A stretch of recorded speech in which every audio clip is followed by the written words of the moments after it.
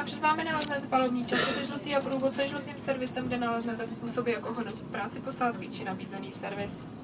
Během cesty budu pravidelně procházet uličkou, proto se na mne neváhejte obrátit se kýmkoliv vaším dotazem či přáním. Na závěr jen bezpečnostní opatření. Každé sedadlo je vybaveno bezpečnostním pásem a my vám děkujeme, že ji po celou dobu vaší jízdy pro svou vlastní bezpečnost používáte. Děkuji za pozornost a přeji příjemnou cestu.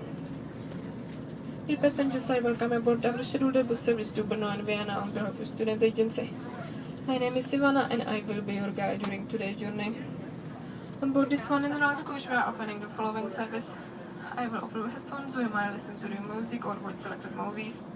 We have prepared hot drinks for you that are served free or may buy beer, soft drink and also a refreshment. All seats are equipped with seatbelts, so please fasten them for your own safety. Thank you for your attention and I wish you a pleasant journey.